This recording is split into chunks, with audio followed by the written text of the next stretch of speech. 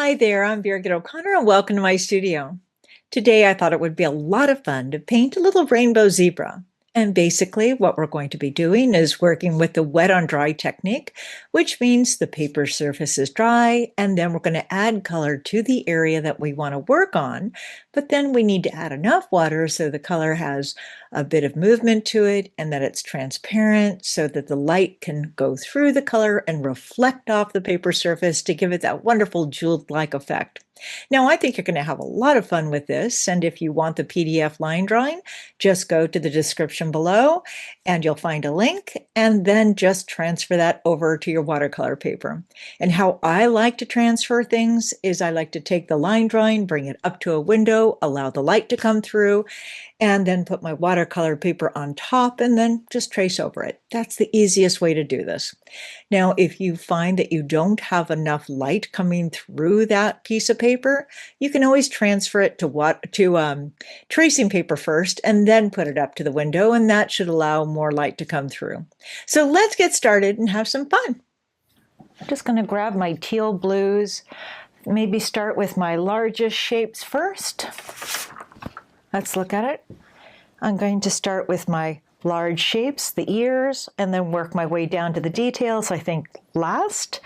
And we'll get started. Okay.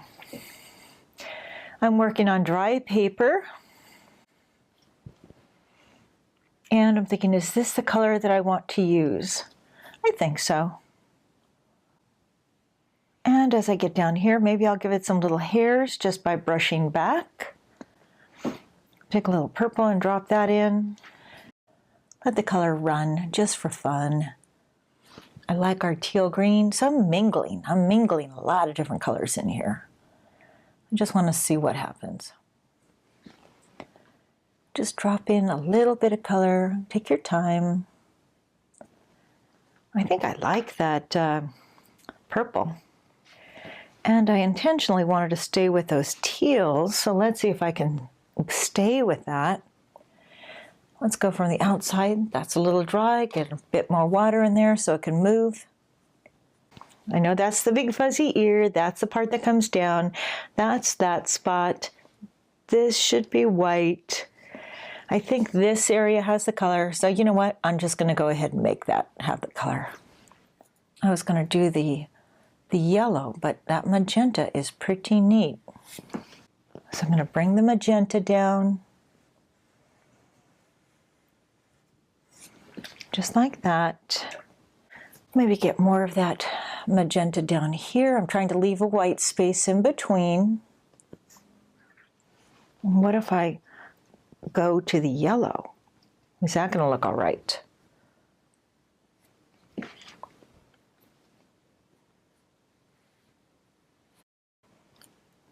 I think that's kind of nice too. The yellow. Thinking what would be nice with the yellow? Maybe that magenta.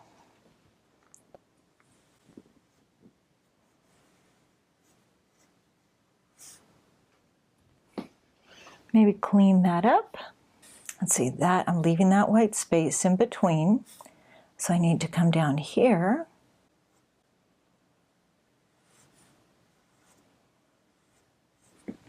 Maybe I'll switch to the yellow as we come down here. I wanted to go into the purples, but that's kind of interesting. What about if we take a blue?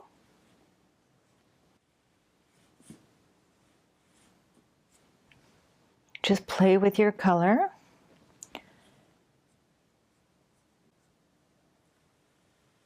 More of the purples. So actually what I'm trying to do is have maybe 2 or 3 colors within one. I had 3 in there. That got a little muddy.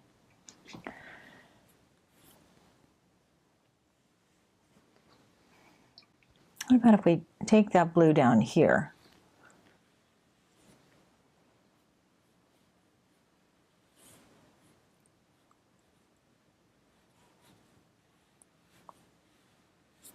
Just like that. It's nice that it goes into the green. I like that. So I'll bring that up to about here. Then down here, I'll take that yellow, fill that in. Take some of that purple.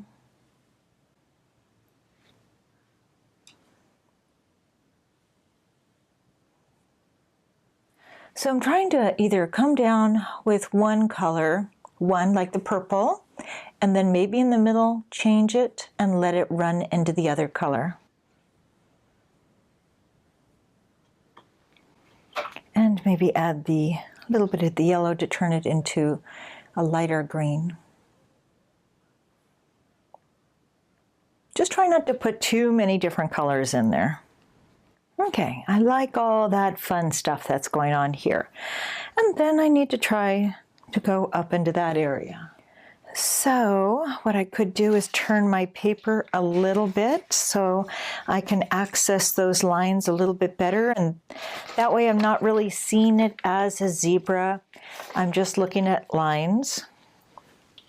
And let's continue on over here. I get to look at the pattern of my color to see if I like it. Maybe I'll start with a lighter yellow over here. Let's do the blue. That way that'll move. So I'm trying to stagger them. That means have different colors side by side. You can easily get confused, so all I'm really thinking about is leaving a white space in between all of my colored lines. Let's get some of those yellow greens in. And if it helps, you might need to just go stagger it a little bit. We're just going to drop a little color in there.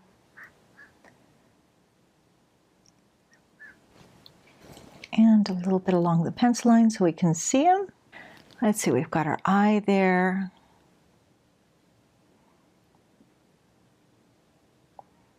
Take your time. I got a little big. Trying to play with the stroke a little bit. And I'm thinking about the eye. So I'm using the very, very tip of the brush. Okay, so I'm going to go around it up to the pencil line. I'm thinking I don't want to go too dark, and I want to leave a little white shine if I can. Just take the very tip of the brush. And I might need to come back in with a little white paint if I want more of that shine in there. I'm going to press a little harder on my brush so I get the control.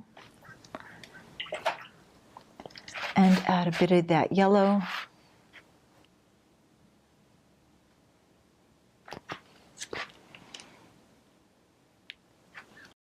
Maybe clean that line up with the darker color.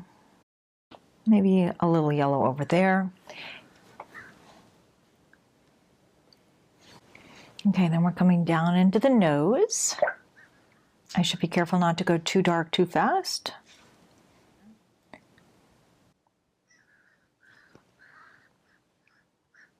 Thinking about the nostril and around the mouth. That blue's kind of nice. I like that green. How about the magenta? Is that going to work? Yeah, I think the magenta works. Let's find his lips. I'm getting lost. So instead of worrying about where am I, and just try to paint what you can see. And let's connect these lines. And I think I'll try to break this up a little bit there. So let's take our yellow and move it this way. And then our green. Let it find the edge and path through the water. And maybe even a little bit there. So I'm just touching the paper. And down here, I'm looking at my purples. Wonder, can I take those blues and bring it down? And if we touch a little bit of the bottom, then we have our zebra. Now I could come back over here and add more color, but I think we're good. And to clean up some of those lines, maybe I'll just touch a spot here and there to continue the line of maybe the ear.